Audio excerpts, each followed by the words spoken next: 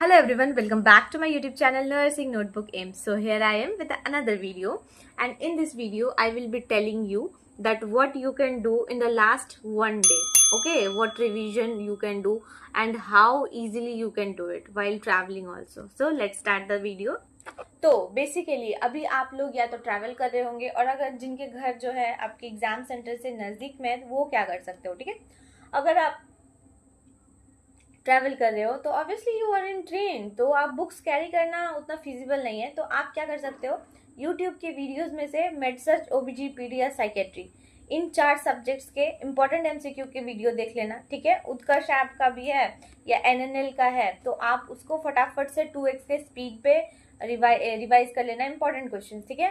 साथ ही अब मेन चीज मैं बता रही हूँ, नर्सिंग रिसर्च और मैनेजमेंट, इन 2 सब्जेक्ट को रिवाइज करना बिल्कुल मत भूलना, ठीक है। आपके पास 1 दिन का समय है, आप भले बाकी सब्जेक्ट का एमसीक्यू ना करो, पर आप मैनेजमेंट और नर्सिंग रिसर्च का जो भी आपने पढ़ रखा है उसको एक बार रिवाइज कर लेना, क्योंकि थोड़ा सा ट्रिकी क्वेश्चंस आते हैं, इजी रहता है पर आपको लगेगा कि ये मैंने पढ़ा था पर मुझे याद नहीं है। तो आप ज़रूर इस वक्त में रिसर्च और मैनेजमेंट इन दोनों को बहुत अच्छे से रिवाइज कर लो। आपके पास 1 दिन का समय है, आराम से हो जाएगा।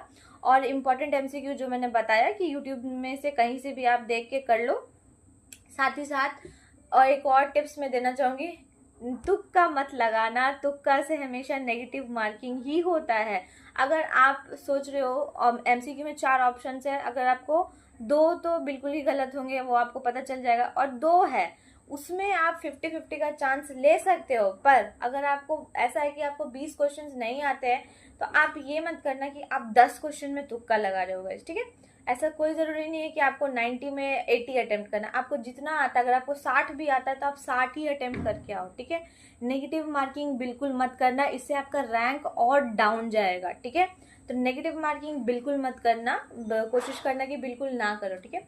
इसके अलावा मैं क्या बताऊंगी, हाँ, इसके अलावा आप सुबह कुछ खा लेना और एग्जाम सेंटर पे हाफ एन आवर बिफोर पहुंच जाना, और खाना ज़रूर खाना, क्योंकि एग्जाम टाइम आपको भूख लग जाएगी, फिर आपका एग्जाम पे ध्यान नहीं जाएगा, ठीक है।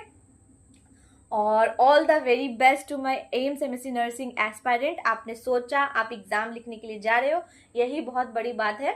अगर आपके किस्मत में होगी, आप मेहनत कर रहे हो, तो मिल जाएगी, आज नहीं तो कल ज़रूर मिलेगी, और उम्मीद करती हूँ इसी बार मिल जाए। अगर आपको मेरी वीडियोज अच्छी लगती है तो don't forget to like, share and subscribe to my YouTube channel guys. Meet you in the next video, तब तक के लिए bye bye, take care, and yes, all the very best. बहुत अच्छे से एग्जाम लिखना।